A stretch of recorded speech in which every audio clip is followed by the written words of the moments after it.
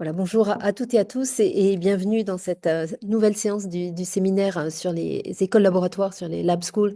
J'ai le plaisir aujourd'hui d'accueillir Yves Leblanc, que j'ai rencontré il y a quelques années, qui est déjà intervenu il y a quelques années aussi dans un séminaire sur les lab schools à l'EHESS, mais ça devait être en 2018 ou 2019. C'est ça. C'était assez longtemps. Mm.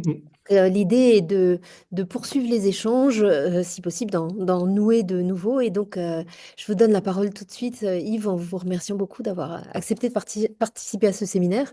Et je vous laisse nous rappeler un peu, le contexte. Le contexte. Eh ben, écoutez, bonjour à toutes et à tous. Et d'abord, merci à Pascal et puis aussi à Madame Alexandre Bailly d'avoir maintenu le contact et permettre que je puisse et que l'on puisse faire état un peu de cette expérience d'une collaboration entre enseignants et chercheurs dans un cadre qui est un peu particulier. Alors, il est double finalement, suite à ce que vous avez rappelé. C'est celui, c'est vrai, de l'école laboratoire qui a été installée au sein du lycée Paria à Montsolémine par Frédéric Alexandre Bailly, alors qu'elle était rectrice de l'Académie de Dijon. Et puis, au sein d'un autre dispositif qui est un lieu éducatif associé, dont je vais reparler, qui est porté par l'IFE. Et donc, cette collaboration s'est faite avec le laboratoire RKE d'Orléans-Tours, enfin en tout cas situé à l'université d'Orléans et sur l'académie d'Orléans-Tours. Voilà, voilà un petit peu le point de départ et je vais articuler ma présentation autour de trois points. D'abord rappeler le contexte du Léa, mais celui du lycée d'abord, et puis aussi cette idée de dispositif, puisque j'ai mis dans le titre cette appellation de dispositif. On va voir un petit peu comment on peut le comprendre. Et puis dans un deuxième temps, d'une manière beaucoup plus pratique et concrète, j'aborderai la question des cercles d'études, qui est à nouveau un dispositif, mais pédagogique cette fois-ci, que l'on a mis qu'on a mis sur pied, et qu'on a imaginé ensemble avec la recherche, avec les chercheurs, et que l'on est en mesure aujourd'hui de partager. Et puis enfin, un point qui vous intéressera certainement dans votre réflexion, c'est voilà, qu'est-ce qu'on peut tirer ou retirer de l'expérience du Léa et de la collaboration avec les chercheurs. Voilà, donc je vais essayer de me tenir à 45 minutes, pas trop au-delà d'une heure, pour vraiment laisser place à la discussion et aux questions, évidemment, auxquelles on pourra répondre avec Andrés, que je remercie d'être avec moi là sur cette présentation. Pardon. Donc, je voudrais d'abord aborder la question du contexte, parce que le lycée Paria, il est situé donc dans l'académie de Dijon, pardon, relativement au sud. Académie, en fait, qui fait partie de la grande région académique Bourgogne-Franche-Comté. Et j'ai choisi cette carte pour le situer, en tout cas pour faire une première situation. Une carte qui présente le pourcentage d'élèves qui appartiennent au réseau d'éducation prioritaire, les REP, REP+, parce qu'on a un collège dans notre secteur qui est dans notre bassin direct, qui est lui-même REP+. Et on pourrait penser qu'on se situe dans une grande moyenne nationale, entre 10 et 20%. Donc, plus précisément, dans l'Académie de Dijon, la Saône-et-Loire, la Saône-et-Loire est au sud. Montsolémine est à peu près au centre de la Saône-et-Loire. C'est une académie qui est très étendue. Euh, Très étendue. Alors, le nord de Lyon est directement en contact avec l'Académie de Créteil, pour vous donner une idée. Le sud de la Saône-et-Loire avec le Rhône et Rhône-Alpes. Et donc, on a une académie dans laquelle la circulation est pas si évidente que ça. Et puis, pour finir, en Saône-et-Loire, cette autre carte pour montrer que Montsolémine, vous voyez, c'est à peu près au centre du département. Elle est un petit peu à l'écart du grand axe autoroutier, la 6, qui est donc à l'est sur cette carte, qui coupe la Saône-et-Loire en deux. À l'est, on bascule directement vers la Bresse ou l'Ain, et puis à l'ouest, vers l'Allier et vers le centre. Euh, Montceau-les-Mines est en revanche sur un axe est-ouest qui est la route centre-européenne atlantique. Et ce qui fait que Monceau-le-Creusot, puisque c'est une communauté d'agglomération, c'est un bassin minier, hein, c'est vraiment le cœur industriel de la France du 19e. Monceau-le-Creusot, c'est un passage, c'est un point de passage. On passe à Monceau, hein, alors avec tous les aspects positifs ou négatifs qu'il peut y avoir dans le verbe passer. Au début de notre Léa 2020-2021, on peut considérer que le bassin minier est en déprise démographique et ça se sent de toute façon, nos effectifs baissent d'une manière générale. Et c'est vrai que les effectifs baissent en ce moment, mais nos effectifs sur la communauté et sur la Saône-et-Loire baissent, les effectifs démographiques. La réindustrialisation, elle a du mal à se faire sentir après l'arrêt des industries d'extraction et la construction mécanique. Et puis, ben, je vous ai mis un petit extrait d'un rapport de l'Agence nationale de la cohésion des territoires, hein, voilà, qui met l'accent sur la question de la monoparentalité et la paupérisation des ménages, hein. Alors, justement, je pense que c'est à partir de là qu'on peut comprendre la dynamique qui s'est installée dans le lycée et voir un petit peu comment les choses se sont concrétisées. Alors, pour ce qui concerne le lycée lui-même, on a à l'entrée dans le Léa en 2020, quand on a commencé à travailler sur le projet, la moyenne académique, enfin en tout cas les élèves issus de CSP défavorisés, c'est 40% pour le lycée. 29,3 pour l'académie. Vous voyez, il y a quand même un delta assez important. Pour être tout à fait honnête, ce pourcentage a baissé. Alors, dans quelle proportion on est redescendu autour de 35%. Le pourcentage a baissé du fait de l'offre des spécialités. Donc, la réforme du bac et l'apparition des spécialités a fait que on a pu ouvrir, parce qu'on avait déjà les équipes pédagogiques, bien sûr, on a pu ouvrir des spécialités un peu rares, particulièrement comme le cinéma audiovisuel. Et puis en ce qui concerne notre indice de position sociale, on est au-dessus de la moyenne française, hein, qui est à 99,6, mais donc on est autour de 100, ce qui nous place quand même dans des lycées relativement en difficulté. Autre élément de contexte, alors c'est celui qui est généralement ausculté de près dans les médias, c'est le taux de réussite au bac. Et vous voyez que la série chez nous qui peine et qui continue à peiner en ce moment, c'est la série tertiaire, hein, les sciences et technologies du management et de la gestion. Mais globalement, on a un taux qui est constaté autour de 90% en 2023.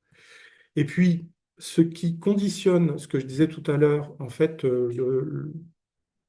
tout ce qui fait la vitalité ou qui a fait la vitalité du lycée, on verra, on peut parler au présent ou au passé, mais c'est justement la question de l'accueil des secondes. Et quand on regarde le taux d'accès des secondes au baccalauréat, en 2023, il est de 83%. Un petit peu en dessous du taux attendu. Et lorsque on a préparé le Léa et lorsqu'on est entré dans ce travail avec la recherche, on était à 86%. Donc la situation continue à se dégrader, enfin à se dégrader. Disons que le taux est en baisse. Donc le taux d'accès en seconde, hein, c'est donc quel pourcentage du nombre d'élèves en seconde accèdent au baccalauréat. Et donc pour le reste, il y a des réorientations, etc. Notre objectif, l'objectif de la classe d'éclat, mais ce que Pascal a évoqué tout à l'heure, c'est-à-dire tous les projets qui ont pu en fait avoir lieu, se dérouler au lycée autour des élèves et qui ont motivé la création de cette école laboratoire. L'objectif de la classe d'éclat, donc, c'est essentiellement l'accueil et l'accompagnement des élèves en seconde. L'entrée au lycée, c'est un palier, et c'est un palier qui est difficile à négocier, et dans les conditions dans lesquelles nos élèves de troisième arrivent au lycée, conditions de contexte que j'ai évoquées tout à l'heure, c'est une vraie difficulté pour certains. Donc, je vais parler désormais de dispositif d'Eclam, hein. Le dispositif d'Eclam, donc, il concerne une classe de seconde et il ne fait pas l'objet d'un recrutement particulier, hein. Il existe dans son principe depuis une dizaine d'années. Pardon, il existe donc, oui, depuis une dizaine d'années, peut-être même un peu plus. Il existait parmi d'autres projets, on parlait de projets à l'époque, qui ont plus ou moins disparu. Et donc, la classe d'Eclam est la seule à subsister de ce qui existait en 2018 quand je suis intervenu dans le séminaire de Pascal. Et donc, on a un certain nombre de caractéristiques pour cette classe. Elle est animée, en tout cas, le dispositif est animé par 4 adultes, 3 enseignants, histoire-géographie, lettres et puis sciences physiques actuellement, et puis la CPE de la classe. La CPE, c'est d'ailleurs la personne qui fait le lien entre, enfin en tout cas qui fait l'historique, disons, du dispositif, puisqu'elle était là dès le départ. Notre objectif, en tout cas le cœur de notre travail avec les élèves, il repose sur un certain nombre de choses. En premier lieu, l'interdisciplinarité. Et là, on voit les élèves dans cette fameuse grande salle qui fait 250 mètres carrés, qui est une salle qu'on appelle une salle immersive ou flexible, hein, et qui nous permet en fait d'adopter tout un tas de postures différentes, et j'ose même plus dire de postures d'enseignement, puisque on est dans un autre, dans une autre implication, une autre posture avec les élèves. L'autre l'autre pilier de ce dispositif, c'est l'oral et la prise de parole. Donc l'essentiel du travail que l'on fait avec les élèves, c'est justement de les amener à s'exprimer à l'oral, en gagnant en confiance, en estime de soi et en essayant de balayer tous les types d'oraux qu'ils pourront ou pourraient rencontrer, de la prise de parole spontanée jusqu'au discours et donc à la rhétorique, et en passant évidemment par des présentations beaucoup plus classiques. Et enfin, toutes nos séquences sont associées à une sortie ou en tout cas à une découverte. Et toujours en vertu du contexte que j'ai évoqué tout à l'heure, nous essayons d'ouvrir au maximum et d'avoir une ouverture socioculturelle la plus large possible. Puis enfin, et là, ça, je l'ai fait apparaître en dernier, puisque c'est un des résultats du travail avec la recherche. On a donc mis sur pied un dispositif pédagogique particulier qu'on appelle le cercle d'études et qui est particulièrement adapté à la forme, si on peut parler de forme scolaire, mais à la forme qu'on adopte au travers de cette classe-là. Alors, d'un point de vue de l'organisation et de la négociation avec la direction, et de l'organisation pratique, donc, les élèves ont dans leur emploi du temps, sans que ça leur ajoute des heures à l'emploi du temps, 2 heures avec nous quatre, hein, en interdisciplinarité, plus 1 heure consacrée aux techniques et oratoires et à l'oral. Et ces heures sont prises soit sur l'accompagnement personnalisé pour l'heure sur l'oral, soit sur une demi-heure de nos temps disciplinaires, une demi-heure de nos temps de service. Et donc, il y a une demi-heure qui est rajoutée par la direction pour aboutir à 2 heures. Donc, voilà pour le dispositif, voilà pour la classe d'Eclam. Donc, à partir de là, en 2020, on a décidé avec Mathieu Gillot, qui est le collègue de lettres et le prof principal de cette classe, on a décidé, on a voulu travailler avec la recherche pour des raisons que je développerai un petit peu plus tard, un petit peu après. Et on avait tous les deux entendu parler du dispositif Léa qui est proposé par l'IFE, donc lieu d'éducation associée. Et là, je vais vous présenter la plaquette en fait de présentation des Léa par l'IFE.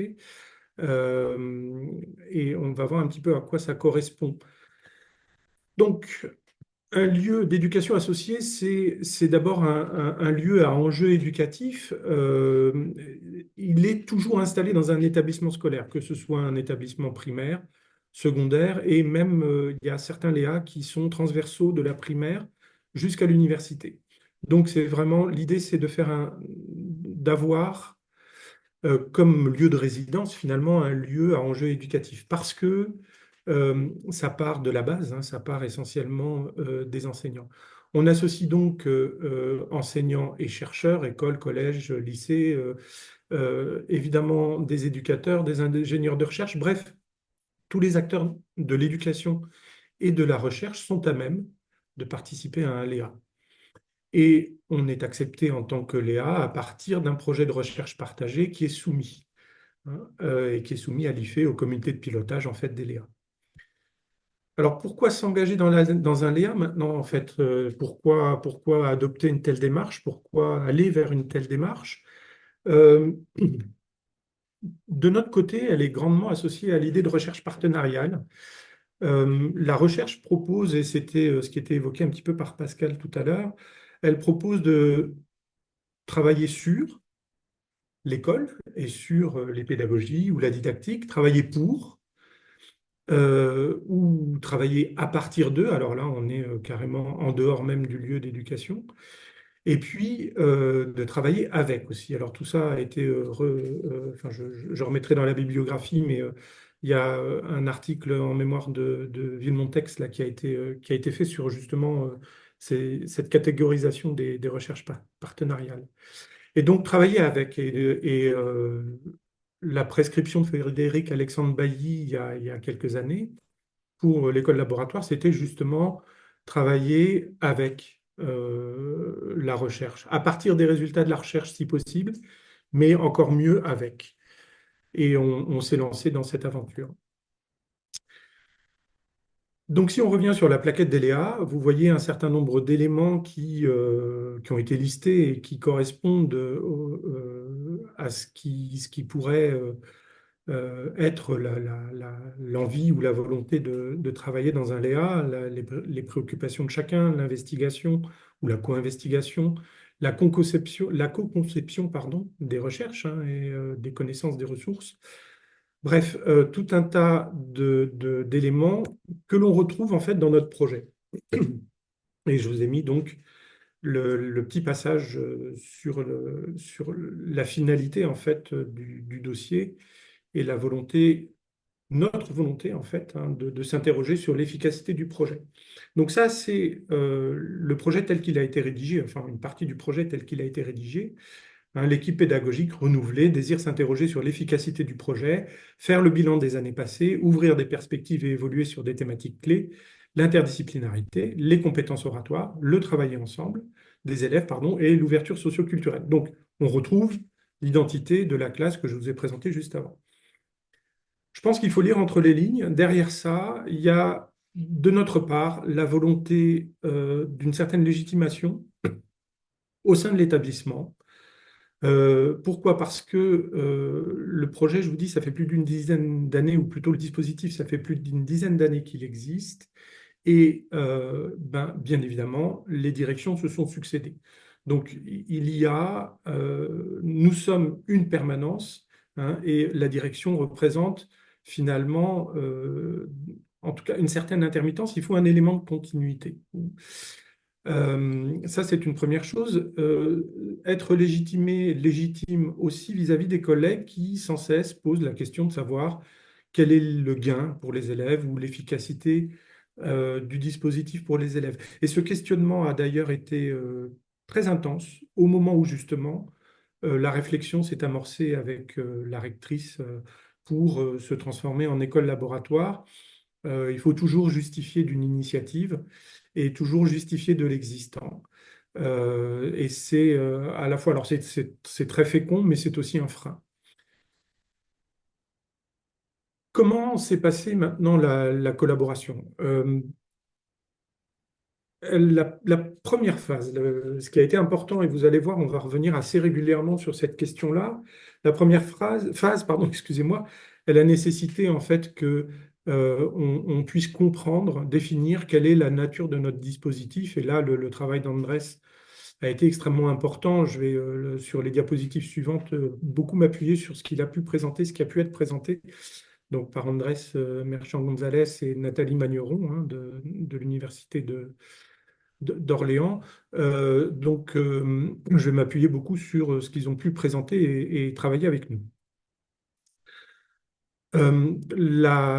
L'année préparatoire du Léa et la première année ont consisté justement à cette phase d'évaluation, de définition, par l'intermédiaire d'entretiens avec les enseignants. Alors les anciens enseignants, puisque l'équipe s'était renouvelée, hein, on a quelques enseignants, deux enseignants qui sont partis à la retraite, en l'occurrence une collègue d'histoire géo dont j'ai pris la place, et puis le collègue de mathématiques qui a été remplacé par un jeune collègue de physique-chimie.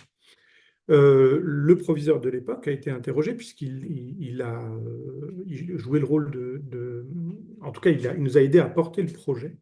Et puis, les enseignants de l'équipe renouvelée, c'est-à-dire les quatre personnes qui animent l'équipe actuellement, Mathieu Gillot, Alexandre Demurger, Anne Lambourou et moi-même. Euh, Nous avons également discuté en équipe entière. Les chercheurs ont mené des entretiens avec les élèves, les anciens élèves, sur les trois niveaux du lycée, donc pour recueillir un maximum de témoignages qui ont servi à une présentation au travers de verbatim et de leur analyse. Euh, sur cette première année, on a beaucoup travaillé également en observation et autoconfrontation. On a énormément filmé, hein. On a des heures et des heures de vidéos de nous avec les élèves dans des situations particulières, etc. Et puis, l'autre temps fort de ce début d'existence de Léa, c'est la recherche collective, ensemble, avec les chercheurs et les enseignants, d'une identité visuelle que vous retrouvez, alors je ne sais pas si on voit mon pointeur, mais que vous retrouvez ici, c'est le fameux DECLAM, d'ailleurs qui est un acronyme. L'acronyme, voilà, ça a été un travail de brainstorming pour trouver cet acronyme. C'est autant la signification de l'acronyme que les lettres sur lesquelles je ne suis même pas revenu, hein, développement, épanouissement, collectif, lien, et puis autrement et maîtrise. Hein. Mais ce qui vraiment est important ici, c'est que ça nous met tout de suite en présence de l'idée de l'oral et de l'oralité. Et puis enfin, en septembre 2021, pour répondre aux questionnements aussi de l'établissement et donner une visibilité au Léa, Andrés et Nathalie sont venus présenter donc les premiers résultats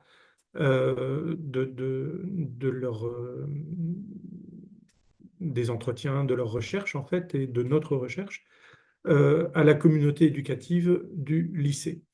L'objectif, hein, c'était de montrer que le dispositif avait immédiatement un effet sur les élèves, et ce, à partir des verbatims des élèves. Donc, qu'est-ce qui est important, qu'est-ce qu'on peut retenir et qu'on réutilisera tout à l'heure, c'est identifier en fait les modes d'agir des enseignants, hein, et de l'équipe à l'intérieur même du dispositif. Et tout ça, il est synthétisé dans la diapositive suivante, qui est en fait le poster que Mathieu et Andrés ont présenté à l'IFE lors des journées de l'IFE, des journées de mai, donc lors de la première année de notre Léa.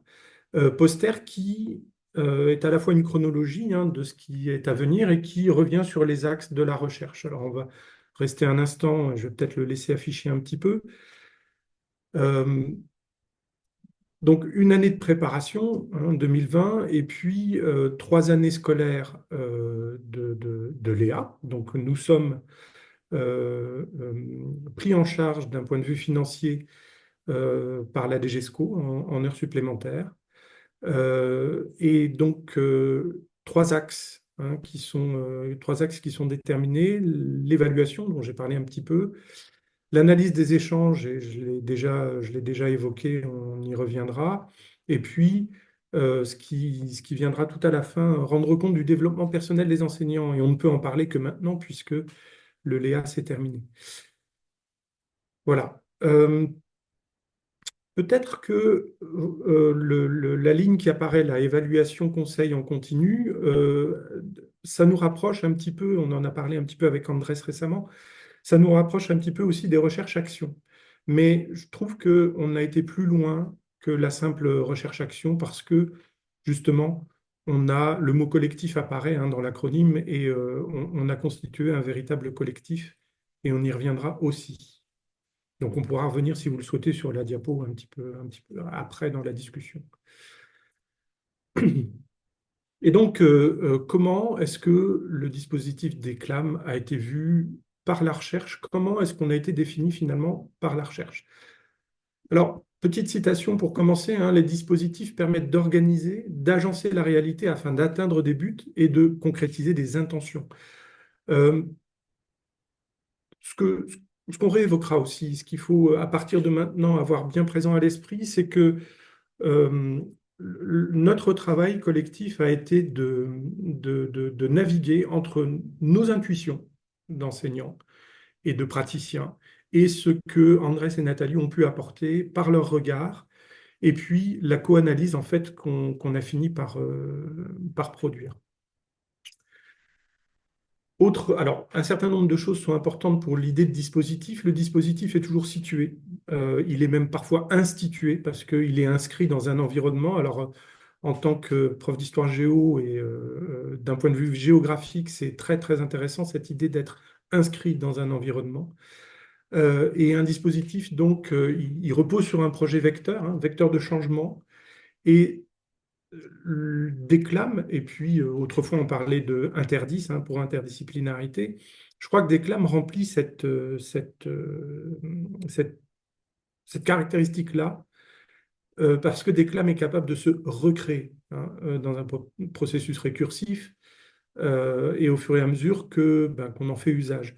Il se recrée parce qu'il y a un renouvellement de l'équipe, mais il se recrée aussi parce qu'on on remet toujours sur l'ouvrage sur le métier, hein, en quelque sorte, si on peut dire les choses comme ça.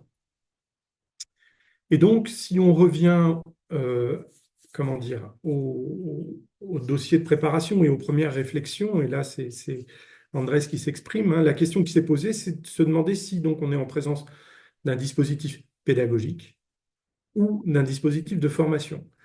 Et on verra que le dispositif pédagogique, finalement, il émerge à l'intérieur du dispositif de formation. Et puis, si Déclame relève donc de l'ingénierie pédagogique ou de l'ingénierie de formation, et André, si je ne me trompe pas, tu t'occupais d'ingénierie pédagogique à l'INSPE d'Orléans-Tours. Donc là, il y a, voilà. D'ingénierie de formation. Ouais, hein, c'est ça, ingénierie de formation. Voilà, voilà. Donc, voilà un petit peu le point de départ. Et à partir de là, il est rapidement apparu que Déclame est un dispositif de formation. Et ce dispositif de formation, il repose donc sur un processus fondamental en trois temps. D'abord, les intentions. Et vous allez voir que c'est cohérent avec, évidemment, heureusement, mais que c'est cohérent avec la présentation des objectifs de la classe que j'ai faite tout à l'heure, mais même aussi du contexte du lycée, c'est ça, du lycée et de l'emboîtement d'échelle. Autrement dit, lycée, département et académie. D'abord, c'est un dispositif qui est orienté vers les apprenants et dont les finalités, les objectifs sont de développer des connaissances par l'interdisciplinarité et des compétences, donc ces fameuses compétences oratoires. Et tous les enseignants, anciens enseignants, tous les acteurs du dispositif ont cette volonté et expriment cette volonté dans les entretiens d'émancipation. Alors, c'est l'autonomie, c'est l'estime de soi, parce que je crois que l'émancipation, elle passe aussi par l'estime de soi. Il faut avoir cette capacité, justement, pour s'émanciper et se faire confiance. Et puis, bien sûr, l'efficacité, puisque, je vous le rappelle, on est toujours dans l'accompagnement de ces élèves de seconde à l'entrée au lycée et l'accompagnement vers l'avenir, quel que soit le choix qui est fait pour l'année qui suit la seconde. Et je le dis comme ça pour éviter de dire pour la première, parce que ce n'est pas forcément une première. Cette volonté d'émancipation, elle se concrétise dans une interaction réciproque hein, entre l'apprenant et l'acteur, enfin en tout cas l'enseignant. Et donc, on conduit les élèves vers cet objectif des responsabilités, en fait, hein, ou en tout cas, l'enseignant a une responsabilité vis-à-vis de l'élève ou de l'apprenant, et cette responsabilité, c'est de le conduire sur le chemin de l'émancipation, plus que de la responsabilité, mais ça va avec. Et puis, l'exigence de résultat, il y a une exigence extérieure, externe, on est un dispositif alternatif, il faut donc prouver que ça marche. Et puis, il y a notre exigence à nous, hein, qui est évidemment en adéquation avec les objectifs fixés en amont, hein. Et puis, les résultats, et aussi les résultats au bac, mais aussi euh, dans, dans l'être, en fait, au lycée. Ce sont des classes, par exemple, qui ont un taux d'absentéisme plus faible que la moyenne des secondes. Ces intentions, en tout cas ce que je viens de décrire, sont en lien avec une expérience de type allothélique. Alors ça vient de Emmanuel Belin. Hein, c'est une expérience qui se déploie pour l'individu au-delà du dispositif lui-même. Et Haussel parle d'un transfert sur le monde. On reviendra un petit peu plus tard sur les notions de transfert et de transformation, hein. Donc, on est en lien avec l'extérieur. Le dispositif est en lien avec l'extérieur et avec l'expérience de chacun. Et l'effet principal, alors là, on revient sur l'élève, mais aussi, je pense, sur tous les acteurs du dispositif, c'est un effet de modelage, hein. Il y a un changement profond de l'être. Euh, alors, ça peut être tiré, hein, être tiré élève, être tiré enseignant, ou de l'être avec un grand E, hein, un E majuscule. Je crois que les deux sont possibles. À partir de là, deuxième temps pour cette présentation, à partir de là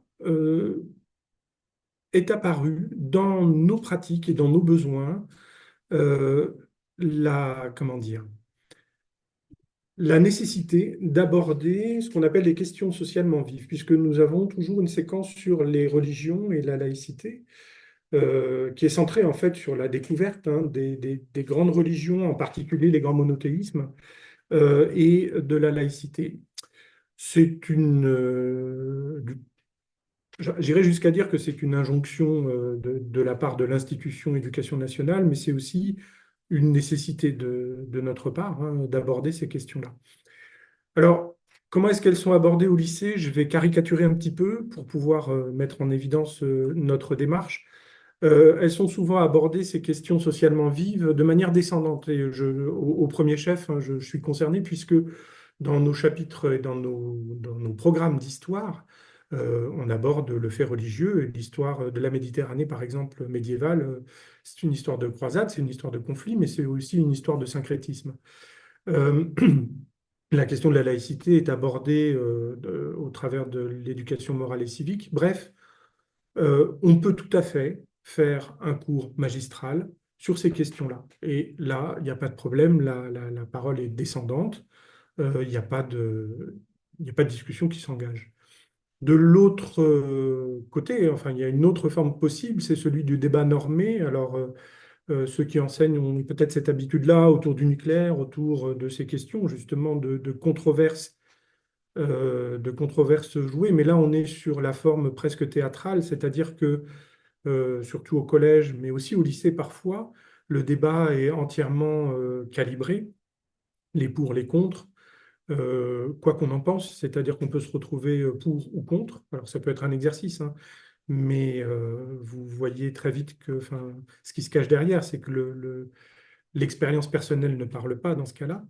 Et puis, les arguments sont même parfois listés ou les pistes sont données pour aller chercher des arguments. Donc ça, nous, ça ne correspond pas à la manière dont on aborde clairement à la fois les déclames, les élèves, notre manière de travailler et le travail ensuite sur les compétences oratoires. Alors, avant avant l'arrivée de Nathalie Andrès, avant le travail avec la recherche, on abordait ces questions par l'oral, mais au travers de présentations qui pourraient, pardon, ressemblaient à ce qu'on appelle des exposés. Alors, des présentations avec des recherches, avec des sujets soit sur les trois monothéismes, la laïcité, soit sur les relations entre État et religion. Ça, c'est surtout lors de l'année de préparation du projet.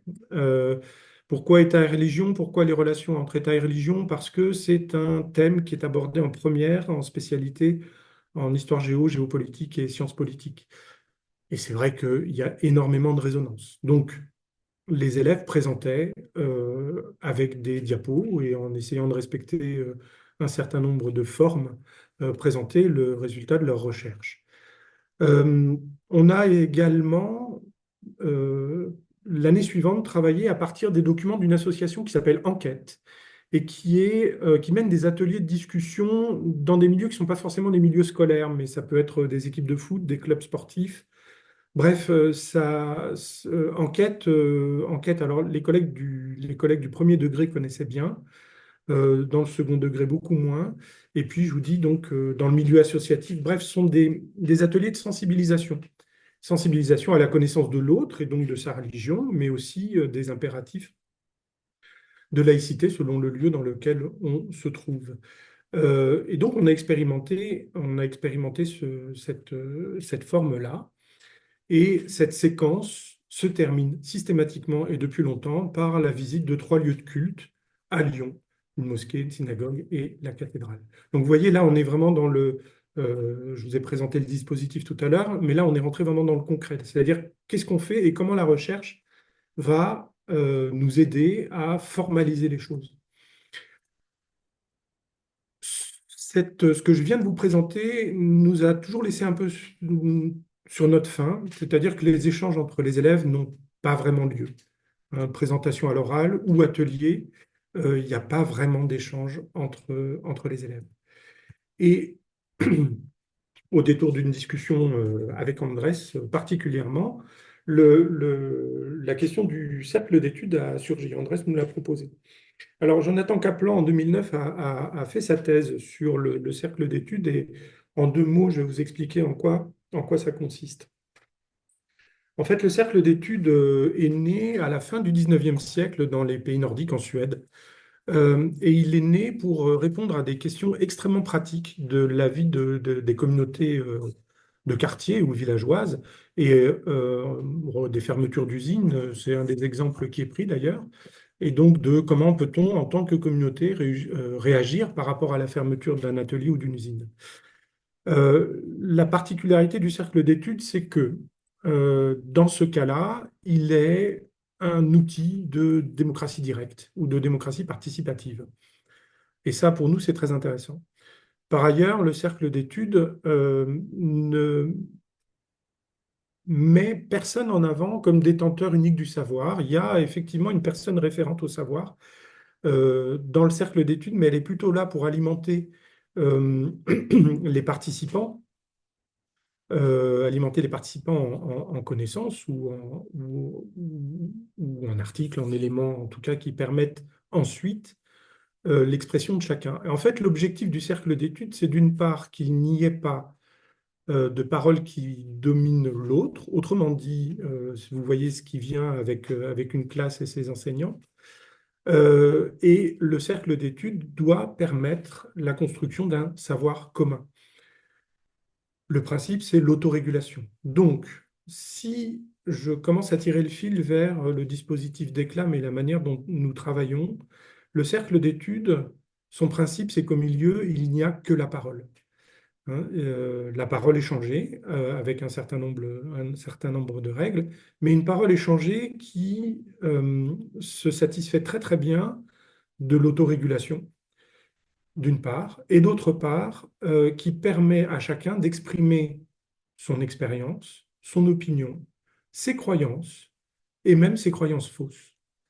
Parce que la régulation se fait soit par un autre membre du cercle, soit par un adulte lorsque personne n'a vraiment la réponse ou lorsque c'est nécessaire de le faire. Mais l'autre question qu'on se posera un petit peu plus tard, c'est justement quelle est la place de l'adulte dans ce cercle. En tout cas, voilà, résumé, le passage de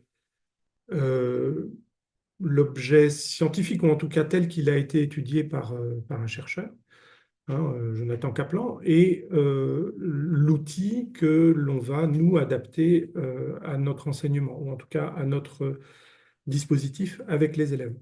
Petite parenthèse, les cercles d'études tels que je viens de les décrire on l'a découvert, alors moi je l'ai découvert un petit peu après, je ne sais pas si toi Andrés, tu l'avais, je crois que tu connaissais déjà. Euh, Ils sont utilisés dans les CNFPT, donc les centres de la formation de la fonction publique territoriale. Donc on a retrouvé comment dire, des méthodes, hein, pour mettre en œuvre les cercles d'études dans ce type de formation. Donc il est orienté formation adulte. Voilà. Ça, je crois que c'est important puisque nous, on va faire un pas de côté. Alors, on va là, donc je vais laisser les vidéos démarrer. Normalement, vous devriez avoir le son. Je vous présente, avant de les démarrer, de quoi il s'agit. Pardon. Vous avez à gauche donc deux photos, hein, dans nos salles, là, cette fameuse salle immersive. Deux photos de cercle d'études avec nos élèves de seconde d'il y a 2 ans. Et puis, à droite, j'ai mis un extrait du cercle et du début du cercle d'études sur Croire et savoir, qui est animé par Mathieu Gillot et Anne Lambourreau. Et donc, il y a le passage de consignes par Mathieu, ça c'est le principe et l'explication.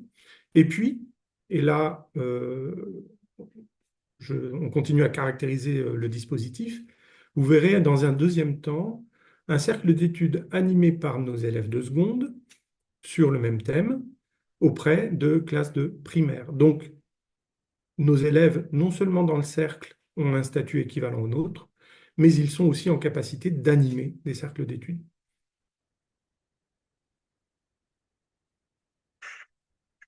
Donc, on va vous souvenir un petit peu ce qu'on avait fait sur le système scolaire. Donc, c'est le même principe au niveau du travail. On ne va pas aborder les mêmes sujets, mais c'est exactement le principe.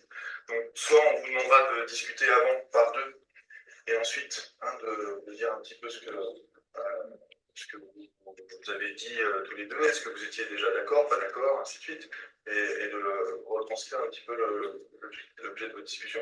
Soit la question vous fait dire des choses directement, et puis alors on peut essayer de parler en même temps. Ce qui serait vraiment intéressant, c'est que tout le monde prenne au moins une fois la parole dans ce cercle. Voilà. Après, à vous à vous de voir. Donc, on va vous poser 5 questions. 5 questions. La parole ayant pour objectif de construire, de connaître le cas de réfléchir. C'est pour ça qu'on vous demande d'essayer de tous prendre la parole pour tous essayer de construire. D'accord. Qu'à la fin, vous ayez appris des choses, les uns par les autres. Parce que on pense que le fait de se parler, on apprend des choses de l'autre, surtout des choses qu'on ne connaît pas. Et si chacun prend la parole, alors peut-être que voilà. L'idée, c'est pas du tout, encore une fois, je le répète, sur ce sujet-là, c'est pas de convaincre l'autre que j'ai raison et que lui, il a tort. C'est de dire, moi, j'ai d'autres connaissances. Voilà. On commence par la première question. Donc voilà pour la présentation. C'était le premier cercle de la séquence sur les religions, hein. On commence toujours par essayer de distinguer croire et savoir. Et donc maintenant, nos élèves de seconde. Mais juste qu'on ne coupe pas la parole dès qu'on parle. Et en partie, donc, quand ce temps sera terminé, on devra partager nos idées en commun. Voilà. Peut-être annoncer le thème. Vous avez annoncé le thème sur Hop, pardon. lequel vous allez poser des questions? Oui. Alors, ça sera des questions sur le thème des religions. Alors, le carême, c'est comme le ramadan pour les chrétiens. Donc là, vous pouvez partager avec votre binôme. Avec mon binôme, et après on partage aussi en jeu les questions. Vous pouvez répéter, s'il vous plaît. Le carême, c'est comme le ramadan pour les chrétiens.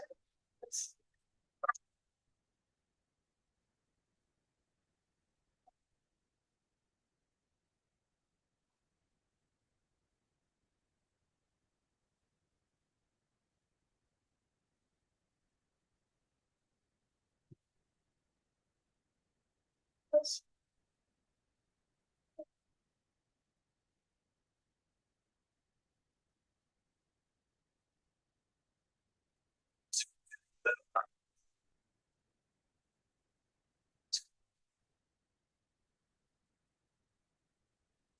l'esprit que vous avez partagé par deux. Donc, vous n'êtes pas obligé de lever la main, juste on ne coupe pas la parole. Bah, c'est vrai. Parce que quoi? Moi, je dis que c'est faux parce que le ramadan, c'est une fête pour les Arabes, alors que le carême, c'est français. Alors, pardon, c'est pas une fête pour les Arabes, c'est une fête pour les musulmans. Il y a un groupe religieux. C'est pas la même chose que les Arabes. Les Arabes, c'est des gens qui parlent arabe, la langue arabe. Partagez. Moi, je dis que le carême, c'est une autre fête. C'est pas la même sorte de fête que le ramadan. Donc, le carême, c'est à peu près exactement la même chose que le ramadan, sauf que le carême va être beaucoup plus long que le ramadan. Le ramadan, c'est souvent 29 jours ou 30 jours, ça dépend. Alors que le carême, ça va être 40 jours où on ne pourra pas manger ou se faire plaisir. C'est-à-dire que, par exemple, si je veux aller manger au restaurant, je ne vais pas manger au restaurant. Alors que le ramadan, on peut manger que le matin, ici le matin, 5 heures, voilà, et le soir aussi. Et faire voilà. Donc voilà, alors vous avez vu deux choses. Je pense que la deuxième vidéo en soi est très intéressante parce qu'on on va un petit peu plus loin sur la forme de ces cercles-là. Ce qu'on reprend de l'association Enquête, c'est cette organisation en affirmation auquel on répond par vrai ou faux, tout en argumentant ensuite ce qui sont des déclencheurs en fait, hein, des déclencheurs de parole. Ou alors donc oui c'est ça. Ou alors on essaye de faire distinguer croire et savoir. Mais voilà, une affirmation à laquelle on répond par vrai ou faux. Ici, l'élève de seconde finit par donner en tout cas éclairer la réponse hein, avec cette question autour du carême et du ramadan. Mais si vous avez remarqué la fin de la vidéo, en fait, les enfants, c'est une classe de CM1, je crois, les enfants continuent à parler en même temps qu'elle et euh, étayent en fait ce qu'elle dit. C'est-à-dire qu'elle est en train elle réactive des connaissances qu'ils ont ou des expériences qu'ils ont hein, ou qu'ils ont eues. Donc voilà un petit peu d'une manière beaucoup plus pratique qu'une diapo, ce que sont les cercles d'études. Alors, hop, voilà. Concrètement, comment l'outil cercle d'études s'est-il structuré et comment est-ce qu'il a émergé pour devenir ensuite un outil de formation? Sur la première année, en mars, on fait la première expérience d'un cercle d'études autour des religions. Après, donc, la découverte de la forme hein, au travers d'une discussion avec Andrés et Nathalie. En avril, donc dans le mois qui suit, retour d'expérience, approfondissement théorique autour de l'objet, c'est-à-dire qu'est-ce qui est en jeu à l'intérieur du cercle d'études, qu'est-ce qui est en jeu dans le cercle d'études à l'école. Et donc, on convient d'imaginer l'utilisation des cercles de manière beaucoup plus régulière dans Déclame et en dehors. Alors, quand je dis en dehors, Mathieu, en humanité, littérature et philosophie, utilise beaucoup le cercle d'études dans les différents thèmes qu'il traite. Et moi, dans le thème sur État et religion, je fais régulièrement faire à mes élèves de spécialité un cercle d'études. Simplement, là où on est deux adultes avec une dizaine d'élèves en seconde, on est tout seul avec nos élèves de spécialité et on est autour de 30 élèves. Donc c'est relativement compliqué à animer, évidemment. Il y a une limite là, hein, dans ce cas-là. Le cercle d'études devient donc un objet frontière, et je reviendrai sur la notion d'objet frontière dans la collaboration entre enseignants et chercheurs. Donc, ce qui nous intéresse, c'est sa mise en œuvre hein, et ses enjeux en milieu scolaire, vous l'avez bien compris. En mai 2022, on continue à travailler, hein, et il y a un retour sur l'analyse donc, des cercles d'études avec les chercheurs. Donc, je redétaillerai un petit peu cette analyse après. L'année suivante, 2022-2023, en septembre, on fait l'expérience d'un cercle d'études créé de bout en bout autour de la place en première. Donc, on l'a vraiment monté sur un sujet complètement différent, sur la place que l'adolescent peut occuper dans les différents milieux qu'il fréquente. Ça nous a obligés, bien sûr, à nous questionner sur la construction d'un cercle, hein, et gérer sa mise en œuvre par tous les membres du collectif. Et puis en mars, donc, de nouveau, l'expérience d'un cercle d'études autour des religions. Et là, captation vidéo et analyse croisée entre enseignants et chercheurs. Et puis, ça aboutit en mai 2023 à une communication à la 13e rencontre des Léa, donc c'est les rencontres de mai en général. Et à partir de là, on peut dire que le cercle, c'est un outil partagé et approprié. Alors, ça, c'est chronologiquement et puis en identifiant les étapes, la manière dont on a fait surgir en fait un objet commun, qui n'est pas forcément l'objet de recherche du départ, et réfléchi dessus en tant que collectif enseignant-chercheur. Et donc à l'usage de la classe, hein, évidemment, c'est son objectif, c'est d'être un outil pédagogique. Et j'affiche là maintenant donc la synthèse qu'Andrés a faite lors de ces journées de mai 2023. Et on reviendra dessus si j'oublie des choses, Andrés, évidemment. L'idée, c'est de nous avoir mis en autoconfrontation à partir de captations vidéo qu'on avait réalisées des cercles d'études et à l'aide d'une grille de positionnement pour nous, surtout sur notre posture. On a chacun de notre côté, les quatre adultes, chacun de notre côté, donc nous nous sommes positionnés, hein, en fonction d'un certain nombre d'attitudes et de postures. On a soumis aussi la grille d'ailleurs aux élèves. Donc, il y a trois espaces, trois sphères qui se dégagent, hein, autour du cercle d'études. Je vais d'abord celle qui concerne la seconde déclame. Elle est clairement associée à la finalité de notre dispositif, à ce que nous avons comme objectif, hein, la finalité éducative, et les cercles sur religion et laïcité. Ils ont bien cette idée d'une citoyenneté critique, en tout cas de mener les élèves vers une citoyenneté critique accomplie et engagée. La deuxième sphère qui concerne plus particulièrement l'élève en tant qu'individu, elle rencontre toujours notre finalité, qui est donc une intégration efficace, hein, dans la vie sociale et économique. La vie sociale, c'est celle du lycée, mais c'est aussi en dehors du lycée. On n'oublie pas l'objectif de transformation et ce que Haussel dit des dispositifs.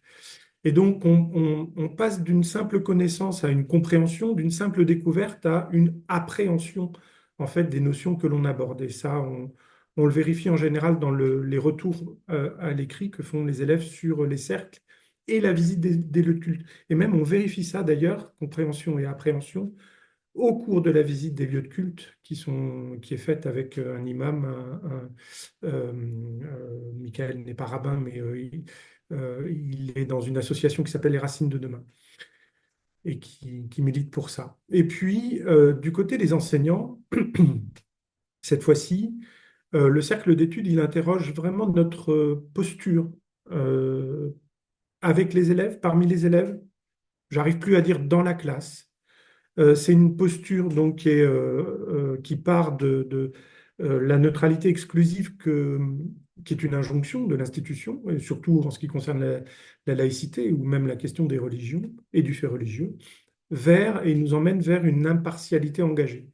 Alors là, ce sont les travaux de Kelly en 1986 qui mettent en évidence ces différentes pratiques professionnelles, ces différentes postures. Et peut-être Andrés pourra en reparler tout à l'heure parce que c'est quelque chose qui pour nous a été révélateur, hein, du fonctionnement de notre dispositif et de ce que nous étions aussi en tant que collectif. Dernière étape à propos des cercles d'études et avant de passer à la question du développement professionnel, je suis pas trop mal sur l'horaire. Dernière étape, c'est au-delà, partager une pratique. On a voulu faire donc des cercles d'études, un outil de formation, enfin en tout cas créer un outil de formation, pardon, à propos des cercles d'études. Donc cet outil de formation a été diffusé sur le blog des Léa, de l'IFE. Mais cet outil de formation, on l'a expérimenté aussi auprès de nos collègues de collège et de lycée. On a mené au mois de mai 2024 un petit bout de formation sur les cercles d'études et leur utilité, une petite expérimentation aussi. Euh, on a également, donc vous l'avez vu, nos élèves en fait prennent en charge et participent et animent des cercles d'études. Nous animons et nous faisons vivre des cercles d'études également aux parents d'élèves de la classe, qu'on reçoit une fois par trimestre pour leur faire expérimenter ce que vivent leurs enfants, et puis aussi expliciter hein, évidemment notre démarche, et également faire notre travail de lien entre parents et enseignants sur l'orientation et sur tout un tas d'autres questions. Et puis, une porte qu'on a tenté d'ouvrir, mais ben voilà, on n'a pas abouti, on souhaitait aussi proposer des cercles d'études un petit peu au-delà de la structure même école, c'est-à-dire l'infirmière hein, qui fait beaucoup de sensibilisation auprès des élèves, le conseil de la vie lycéenne, le CVL, et puis les éco-délégués. Mais là, on n'a pas été jusqu'au bout. Je termine là-dessus en disant qu'on s'était donné comme objectif au début de cette année que chacun des participants enseignants du lycée et du collège qui avaient travaillé avec nous sur cette formation expérimente un cercle d'études, soit accompagné par nous, soit seul. Et bah, ça ne s'est pas fait. Donc la rentrée s'est faite, tout le monde est reparti dans ses activités. Et la deuxième partie de cette formation n'a pas eu lieu. Bon, on peut le regretter, mais tout n'est pas complètement perdu. Peut-être qu'on pourra relancer les choses. Dernier temps pour cette présentation, qu'est-ce qu'on peut retirer ou tirer de l'expérience de la collaboration avec la recherche, donc la collaboration entre enseignants et chercheurs. Et là, on arrive sans doute au cœur aussi de la question qui est débattue et discutée dans votre séminaire. Du côté des enseignants, il y a quelque chose qui m'intéresse plus particulièrement, c'est la question des trajectoires et du développement professionnel, mais surtout des trajectoires. C'est comment le récit, en fait, comment est-ce qu'on fait le récit avant, pendant et après cette expérience entre cette collaboration entre enseignants et chercheurs. Donc là, je n'ai relevé que quelques questionnaires très récemment. Et puis j'ai eu accès, grâce à Andrés, donc aux entretiens de début de l'EA. Il y a quelques éléments dont je vais vous faire part qui ressortent. Ce sont également des intuitions que j'ai, hein, mais qui demandent à être évidemment approfondies et travaillées. Que ce soit l'ancienne équipe ou, pardon, l'ancienne équipe, pardon, ou la nouvelle équipe, euh, nous n'avons pas de difficulté à nous désigner comme collectif et comme collectif professionnel. Et je vous ai mis ici une grille qui est apparue assez tôt dans qui nous a été proposée par Andrés et Nathalie assez rapidement, une grille de collectif qui a été mise sur pied par Clémence Jacques pardon, et Luc Ria, Luc Ria qui est l'actuel directeur de l'IFE, et qui essayent de distinguer en fonction de leur professionnalisation, organisation, pilotage et objet et objectif, les différents collectifs qu'on peut rencontrer.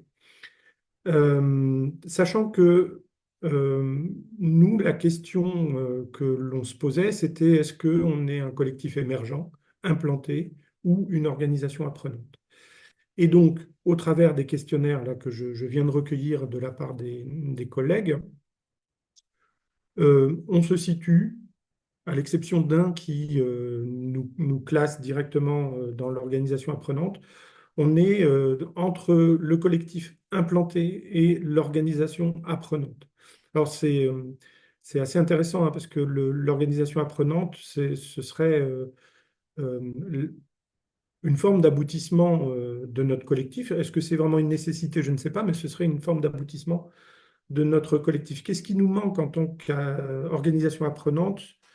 Euh, c'est probablement la question du leadership, en fait. Et donc, l'articulation avec les acteurs locaux, elle existe. En revanche, avec les acteurs académiques et nationaux, alors si on considère que l'IFE, c'est l'ancienne INRP, est un acteur national, alors oui, on a eu cette articulation. Enfin, l'IFE n'est pas euh, partie prenante dans la détermination de notre organisation et des buts qu'on se donne. Et pour ce qui concerne les acteurs académiques, c'est depuis le départ de Frédéric Alexandre Bailly, c'est le silence le plus total. Voilà. Il y a un lien qu'on n'a jamais réussi à renouer avec l'académie et on a travaillé dessus depuis le départ de Frédéric Alexandre Bailly, hein, tenter de maintenir le lien par la CARDI, par les différents services du rectorat, par la structure qui ressemblerait à un labo pédagogique qui est né et qui est au rectorat, par le AFC, par l'INSPE. On a essayé par tous les moyens, et y compris même d'ailleurs sur la sensibilisation à la laïcité par l'inspecteur référent laïcité, qui est l'inspecteur vie scolaire, qui n'a strictement jamais répondu aux mails de notre collègue CPE. Jamais, jamais, jamais et qui pourtant est venu plusieurs fois dans l'établissement. Donc, les seuls membres de l'institution qui ont euh, euh, donné réponse, ce sont mes inspectrices d'histoire-géographie. Ayant un passé de formateur en histoire-géographie, j'ai gardé contact et bon contact avec elles, mais ça n'a pas donné lieu à une concrétisation, ni même à une visibilité, en fait, hein, et une proposition pour d'autres.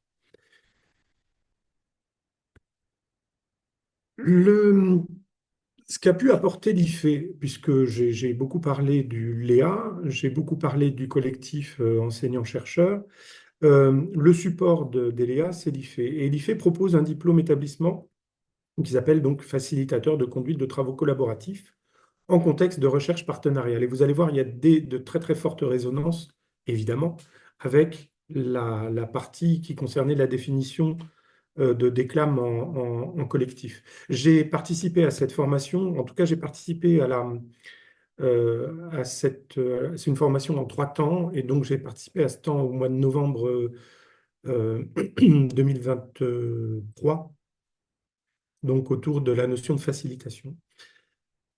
La recherche et l'éducation sont deux mondes qui appartiennent à finalement deux institutions, sont deux mondes institués, qui ont des connaissances, des compétences, des pratiques, des outils, etc., qui sont différents.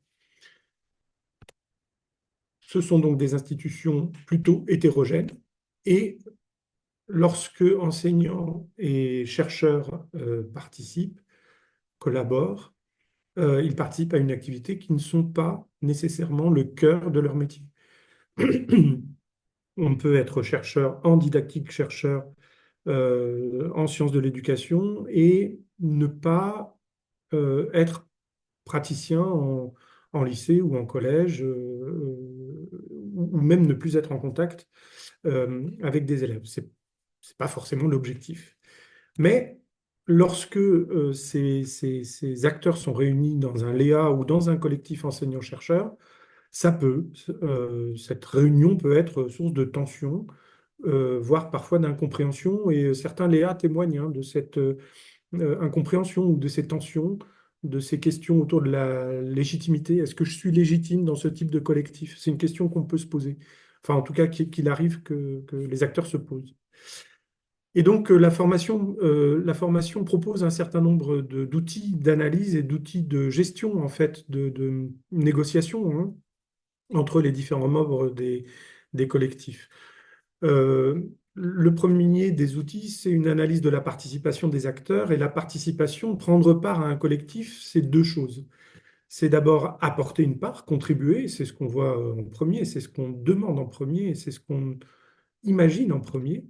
C'est aussi retirer une part, c'est aussi bénéficier. du collectif. Ces deux choses dialoguent constamment, hein, à l'intérieur du collectif. Et vous allez voir, ça ressemble beaucoup à ce qu'on a vu tout à l'heure. L'activité du collectif permet à l'individu de se réaliser. Donc il y a bien cette idée de transformation, en fait. Deuxième élément important, on parle de lieux d'éducation associés, et ce sont les espaces de la collaboration. Je vous ai dit tout à l'heure que les LEA sont tous ancrés, situés dans un établissement scolaire. Le lieu où on se retrouve tous, c'est l'IFE à Lyon, mais vraiment le lieu où se passent les choses, c'est cet espace de la collaboration, c'est l'établissement. Alors ça dépend évidemment de la taille des LEA et ça dépend aussi si le LEA se fait sur plusieurs établissements, primaires, collèges, sur un réseau d'établissements aussi, et puis si les chercheurs viennent d'institutions différentes. Nous, vous l'avez compris, on est une équipe très très resserrée de chercheurs et 4 enseignants. En tout cas, chercher, c'est une activité qui est située donc dans un espace. Il y a une multiplicité de lieux qui peuvent être des lieux de collaboration, virtuels ou physiques. Il y a aussi des espaces intermédiaires. Alors là, on est peut-être un petit peu plus dans l'informel. Et l'informel, c'est quelque chose que nous, on pratique beaucoup, comme beaucoup de collectifs d'ailleurs. C'est un espace qui est co-construit. Pardon, un petit instant, Yves, il y a quelqu'un qui rentre et qui dit qu'ils ont réservé la salle à 14 heures. Or, Ah mon mince, séminaire, il est jusqu'à 14h30. Donc, d'accord. Alors, j'ai quasiment terminé, en tout cas, la présentation. un petit instant. Ouais.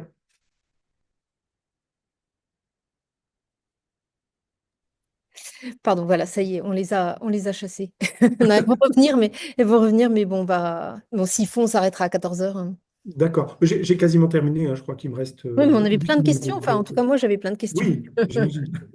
Bon, on pourra se Et rappeler. donc, à propos des lieux dans lesquels justement se passent les choses, c'est aussi un espace éthique. Donc, on peut chasser les gens d'un lieu, mais c'est un espace éthique. Et évidemment, on fait intervenir tout un tas de choses. Moi, j'ai reconnu beaucoup de choses de ma formation en socio ou en philo. Serge Pogam parle beaucoup de reconnaissance, par exemple, hein, dans la question du lien social.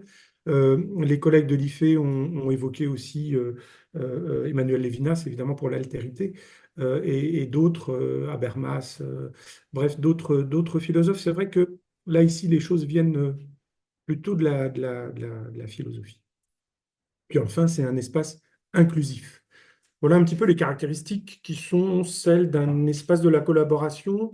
Moi, je suis persuadé de l'avoir vécu en tant que membre du collectif Déclame. Autre importance quand on s'intéresse à cette collaboration enseignants et chercheurs, c'est l'analyse, cette fois-ci, non pas la nature de l'espace, mais l'analyse de l'espace de la collaboration.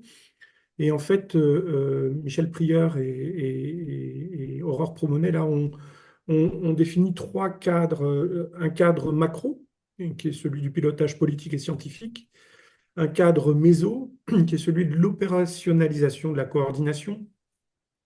Dans notre cas, ça peut se faire à l'échelle de l'établissement, par exemple, hein. Et puis, enfin, le micro, qui est celui de la recherche, euh, et donc celui de l'investigation collective. Et puis, pour finir,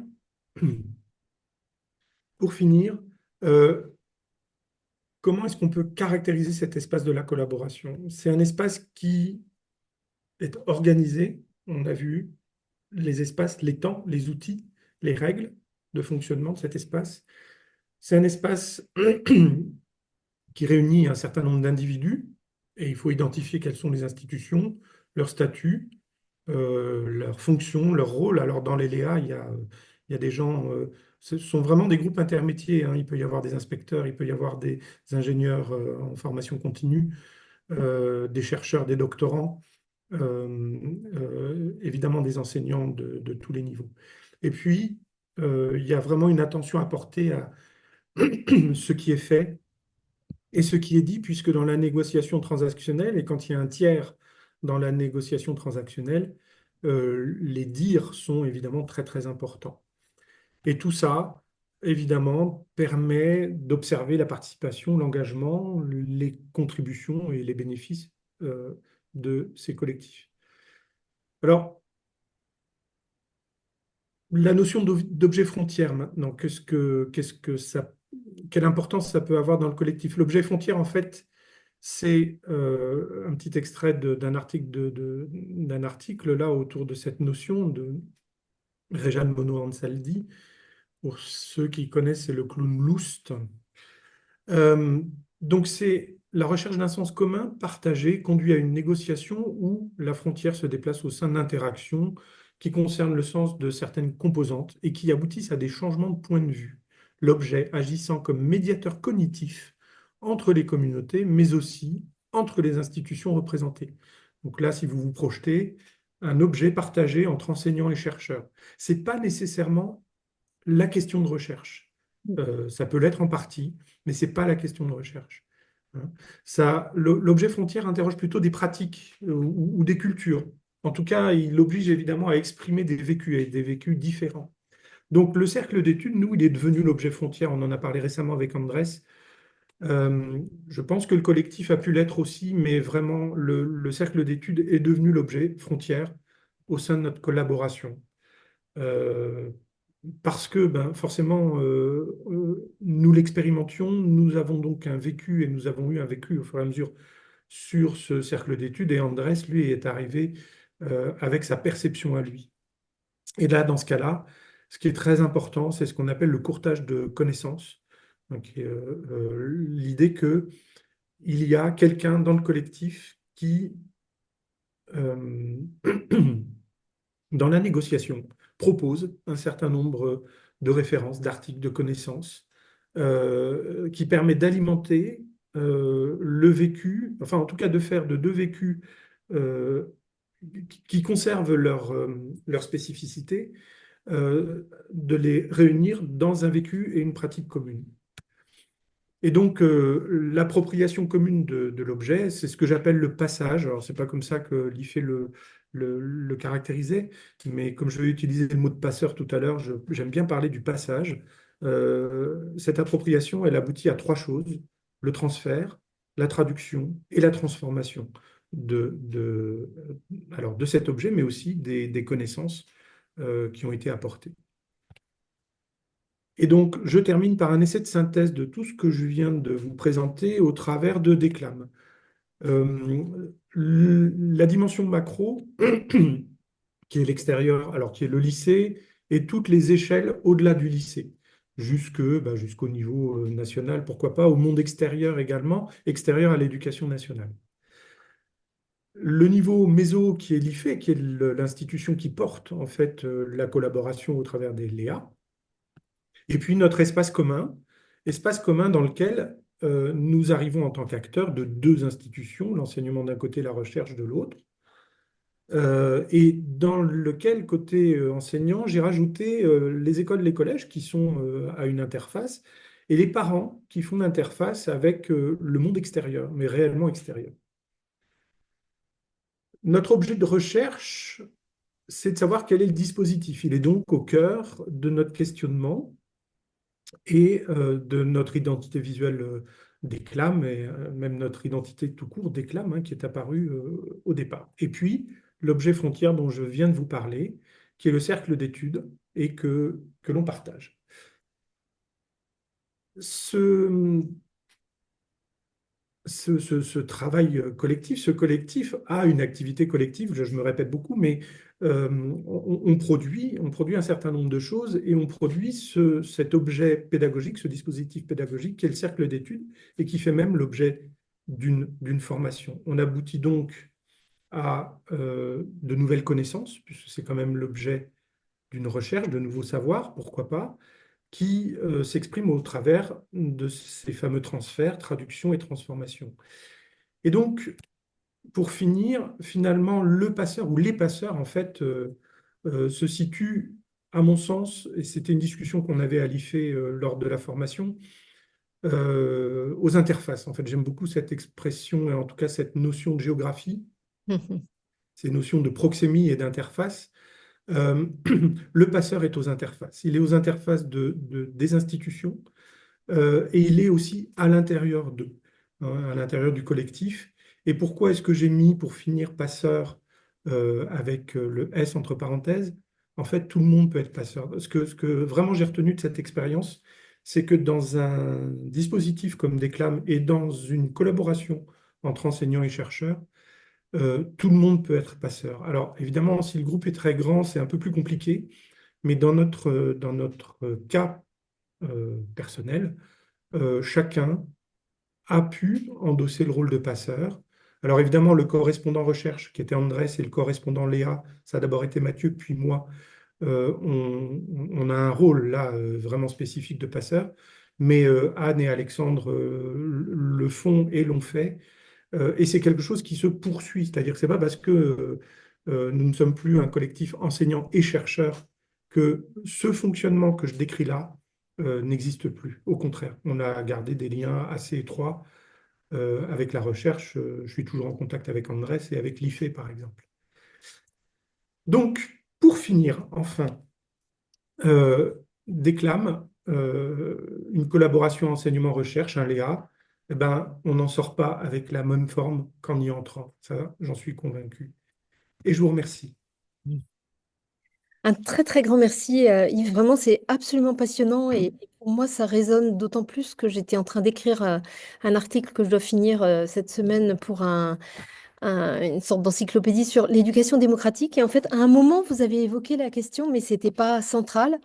Mais pour moi, ça a résonné en permanence et avec justement le changement de paradigme dans lequel il faut qu'on s'engage pour pouvoir transformer le système éducatif dans son ensemble et en passant par la relation avec les élèves. Donc j'étais vraiment très, très, à la fois très touchée, très inspirée, très enthousiasmée par tout ça. J'aurais vraiment plein de questions et je propose que on s'appelle très rapidement. Je ne sais pas si là, Oui, bien sûr. vous deviez rejoindre aussi des gens dans une autre salle, donc c'est peut-être... Oui, oui, je dois retourner au lycée, là. Je vous avoue, je suis chez moi parce que j'ai plus confiance dans mon réseau que dans celui du lycée qui est en travaux. Et donc, je dois rejoindre la seconde déclame, là. Ils ont dû commencer... non, ils vont commencer. On est dans une séquence où ils sont en train de préparer des expériences scientifiques à présenter aux élèves de maternelle, cette fois-ci. C'est magnifique. Et donc de voir effectivement les plus jeunes qui rentraient au collège aussi, au lycée, c'était très très beau. Donc avant qu'on se quitte, puisqu'on va nous chasser, Ah on mince, était oui, chassés, mais vraiment à ils vont 14 heures. gagner après. Non, en fait, il y a un événement à l'EHESS qui s'appelle le Printemps des Humanités. Ils Oui, ont organisé oui, des tas d'ateliers, donc c'est très chouette. Mais d'accord. juste, je n'avais pas été prévenue. Donc je voulais C'est savoir dommage parce que j'aurais pu raccourcir un petit peu ma présentation dans ce cas-là. C'est c'est pas dommage. grave, on pourra, nous en tout cas, on pourra poursuivre l'échange et si d'autres ont envie de se joindre à nous, on trouvera un temps commun. Mais du coup, laissez en profiter pour laisser la parole peut-être aux personnes qui sont en ligne ou à Dina si vous voulez poser une question rapide avant la fin de la séance, hein.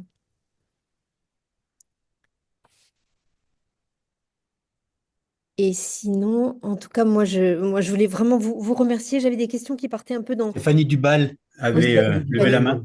Vas-y. Euh, oui, merci. J'ai pas levé la main dans Zoom, désolée. Merci, c'était vraiment hyper intéressant. J'avais une question sur l'effet de modelage. Bon, je ne sais pas si vous avez le temps d'en dire plus. C'était un de vos résultats prégnants. Alors, bah, je peux donner, moi, le ressenti. Alors, si vous avez bien compris, en fait, nous, enseignants, on s'est acculturés, c'est vrai, à la recherche. Ce que je peux dire de l'effet de modelage, moi, c'est le ressenti, c'est-à-dire qu'on a des élèves qui nous témoignent, et Andrés complétera. On a des élèves qui nous témoignent soit par la formation qu'ils engagent, soit par des expériences qu'ils vivent à l'extérieur du lycée, et puis après, en revenant nous voir après la terminale, qui témoignent justement de ce passage et de ce modelage dans le sens où ce qu'ils ont appris en tant qu'élèves, mais surtout au travers des compétences psychosociales, ce qu'on appelle les compétences psychosociales, leur sert énormément. J'ai pas évoqué, mais on anime tous les ans, ils animent un musée éphémère Mm. dans cette grande salle où ils reçoivent des personnes du lycée, des petits, des très petits, mais aussi des personnes âgées qui viennent d'une maison de retraite. Donc, le modelage est présent tout le temps. Alors, Andrés, tu peux peut-être, toi, préciser au sens de Oui, l'ordre, c'est ça? là-dessus, le modelage, c'est ce que nous dit, c'est l'apprentissage vicariant, c'est les travaux de Bandura, hein, on est là-dessus fondamentalement, hein, sur cet élément, c'est-à-dire que on construit soi-même par observation des modalités de comportement qu'on a observées et après on va aller beaucoup plus loin que ce qui a été observé. On n'est pas sur du mimétisme, hein, pas du tout, c'est pas du mimétisme. On va générer de nouveaux comportements, de nouvelles compétences qui vont aller bien au-delà de ce que l'on aura observé. Donc l'effet de modelage dans le cercle d'études, c'est de se rendre compte que au sein de ce dispositif-là, on peut avoir une parole, on a le droit d'avoir une parole, on va porter notre parole, hein, et je reviendrai sur ce participer, hein, puisque c'est la notion de participer développée par Joël Zac, hein, prendre part, apporter sa part et bénéficier d'une part, qui fait que d'un seul coup, on va au-delà du simple mimétisme pour pouvoir euh, euh, travailler les quatre facettes de ce modelage-là, qui sont l'attention, la mémorisation, la reproduction, et ensuite la motivation qui vont faire qu'on va s'engager dans un apprentissage, dans des compétences qui vont aller au-delà de ce que je vais avoir observé autour de moi. C'est dans ce sens-là le terme modelage, hein. On n'est pas dans le modelage de l'enseignement explicite, hein, de l'instruction, hein. On n'est pas Oui, sur ce modelage-là. on Merci beaucoup. appelait, Merci ouais, beaucoup. Merci beaucoup. on C'est voyait avec très, très clair. le descendant, là, tout à l'heure. Un grand, grand merci à tous les deux. Merci Stéphanie pour cette question. Je vais couper l'enregistrement et donc je vous donne rendez-vous dans 2 semaines pour celles et ceux qui peuvent, hein. Et donc nous, on se rappelle, Yves, très bientôt Sans pour... problème. En tout cas, c'était absolument passionnant. Un très, très grand merci. Merci beaucoup. Merci Et Andrés, hein, bravo merci pour tout pour ce ta présence. travail.